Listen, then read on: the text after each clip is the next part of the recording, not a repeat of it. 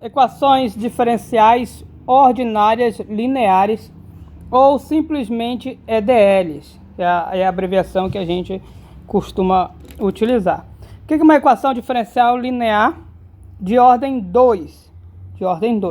Bom, assim como na ordem 1, na ordem 2, cada uma das derivadas, das três derivadas, vai estar em uma parcela isolada e no máximo de perturbação que deve ter é a multiplicação por um termo que ou é constante ou depende da variável. Ou seja, quando aparecer a derivada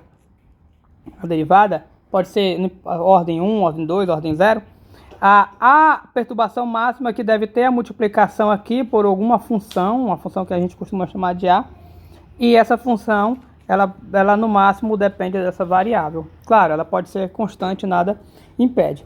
E quando eu falei três derivadas, é porque tem a derivada de ordem 2, a derivada de ordem 1 e tem a função que é a derivada de ordem 0. Por isso que eu falei as três derivadas. Então, guys, como é que vai ser uma EDL? A EDL tem que ter o seguinte formato. Ela tem que ter a derivada de ordem 2. Vai ter um coeficiente aqui que vai ser algum elemento que vai depender do x. Para indicar que esse coeficiente está multiplicando a derivada de ordem 2, a gente coloca um índice 2. Claro, esse número não tem nada a ver com coeficiente, é só uma nomenclatura genérica. Mas, aí agora, a próxima parcela, já que foi a derivada de ordem 2, vai vir a derivada de ordem 1. É igual ao polinômio, guys. Há uma relação muito forte com o polinômio. Então, vem aqui, vou colocar o coeficiente A1. Dessa vez eu troquei o índice só para indicar que é o coeficiente relacionado à derivada de ordem 1. É só uma nomenclatura. Derivada de ordem 0, mais. E agora a derivada de ordem 1, perdão. E agora a derivada de ordem 0. Aí coloco o A0. Pode depender do x, coloco o x.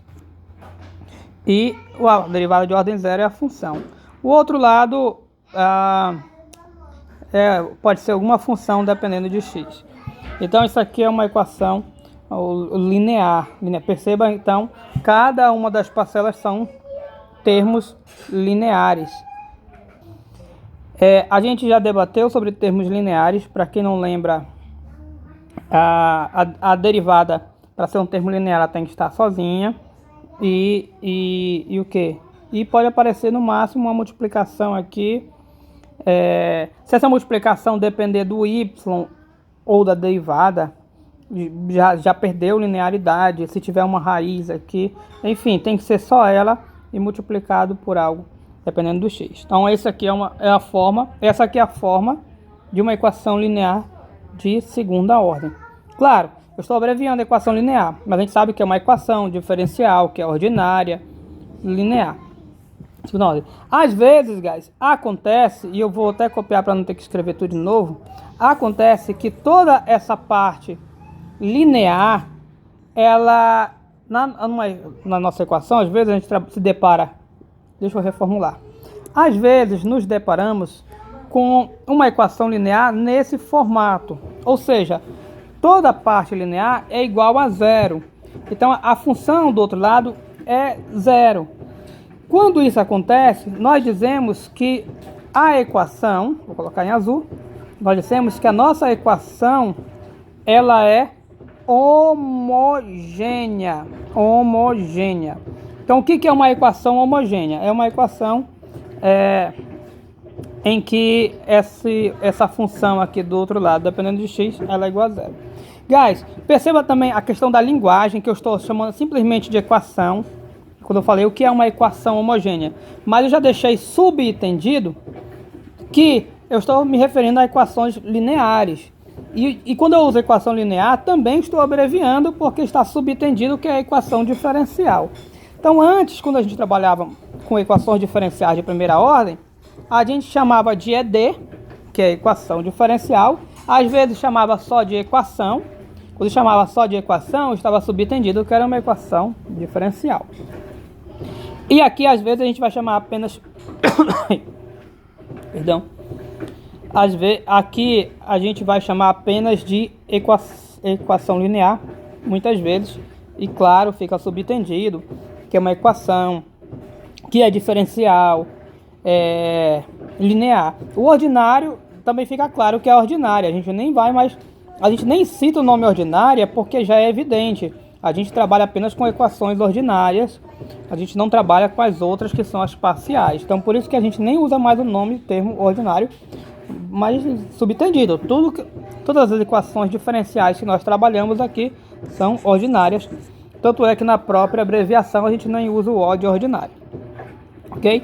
Então a equação diferencial linear ela vai ser homogênea quando toda a parte linear é igual a quanto? É igual a zero. E isso será importantíssimo por diversos aspectos. Primeiro, que muitos problemas na natureza, a equação linear, eles se modelam por equações homogêneas.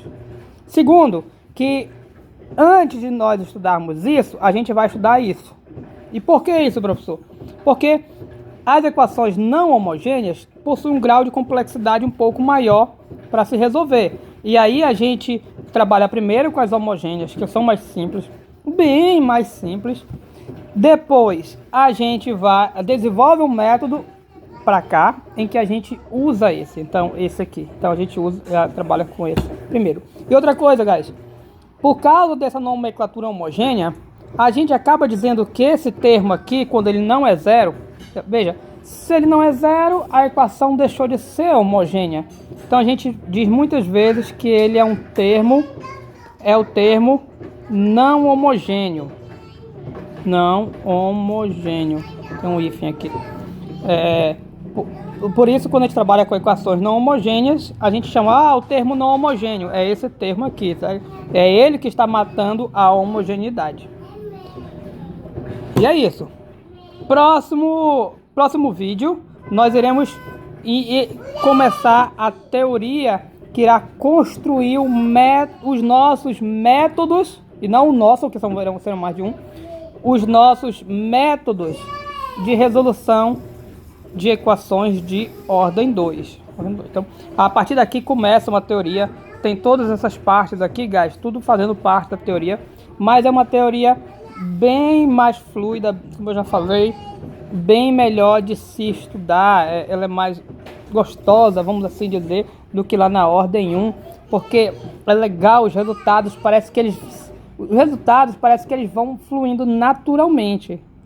É isso aí, thanks.